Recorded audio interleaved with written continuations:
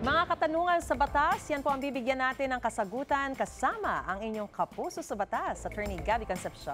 Attorney, take it away. Naku, marami ang umiiwas sa usaping ito. Huwag naman sana pero kailangan natin paghandaan. Ano nga ba ang mangyayari sa oras na ang isang tao ay biglang mamayapa? Here's all you need to know. Ask Attorney Gabby.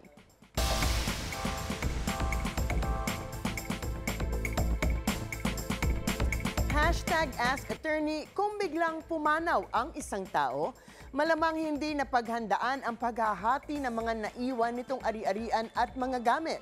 Paano po hahatiin ang mga ito? Naku, medyo mahaba at masalimuot ang kasagutan dyan, kaya nga pinag-aaralan to sa College of Law ng isang buong semester. Diyan ko din naging professor si Attorney Danny. Pero subukan natin na sagutin ng maiksi pero siksik. Pero meron din kailangan tanungin. Una, may huling testamento ba ang namatay? Kung meron, kailangan i-check kung ito ay sumusunod sa rules ng batas. Kung oo, susundin ito. Pag may testament lamang pwede, yung iiwan ko ang relo ko kay Ivan, ang bracelet kay Maris, ganon. Kung wala, meron ding rules ang tawag dito, intestacy. Heto ang basic rules at ang mga dapat tanungin. Una, may asawa ba ang namatay? Ihihiwalay muna natin ang mga ari-arian nilang mag-asawa at ang share nilang community o conjugal property. Ang paghahatian lamang ay kung ano ang estate ng namatay. Pangalawa, may anak ba ang namatay? Pag may anak at asawa, sila lang ang maghahati-hati sa estate.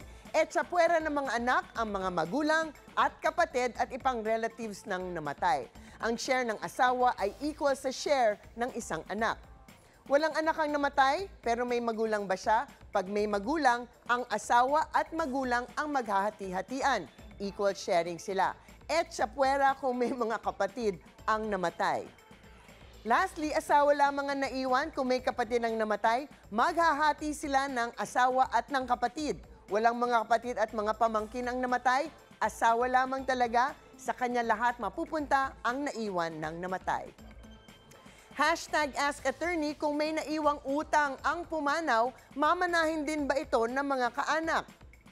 Ang sagot, strictly speaking, hindi naman.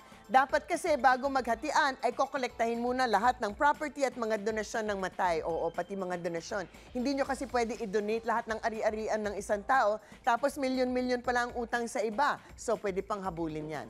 Yung mga utang, hindi naman sila namamatay kasama ng namatay. Babayaran sila mula sa estate ng namatay. Kung mas maraming utang na iniwan kaysa sa property na pwedeng ipambayad dito, ang mangyayari lamang ay wala nang mamanahin ang mga eredero. Pero hindi nyo pwede habulin ang balanse mula sa personal property ng eredero. So, hindi naman minamana ng mga anak at ng asawa ang utang.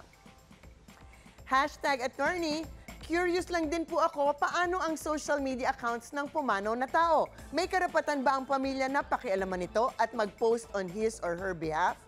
Well, wala naman akong alam na batas na ipinagbabawal to, pero syempre, hindi nyo to pwede gamitin para manloko o manira ng ibang tao, mananagot pa rin kayo. Ang ibang tao naman, hindi naman porket patay na ang tao, pwede nyo nang pag-usapan publicly at sabihin ang kung ano-ano. Ang personal na data ng isang tao, hindi rin namamatay, buhay pa rin to, so kung ma-violate ninyo ang data privacy ng isang tao, kahit patay na siya, maaari pa rin kayong kasuhan ng kanyang mga kaanak. So mga kapuso, iwasan lang na magtalo-talo pa sa usaping mana kung nabubuhay pa naman ang inyong mahal sa buhay. Pwede ito mapaghandaan ng mga ayos. Ang mas mahalaga, mapahalagahan ang tunay na yaman at ito ay ang oras na kasama sila. Basta't usaping batas, bibigyan nating linaw para sa kapayapaan ng inyong isip. Huwag magdalawang isip.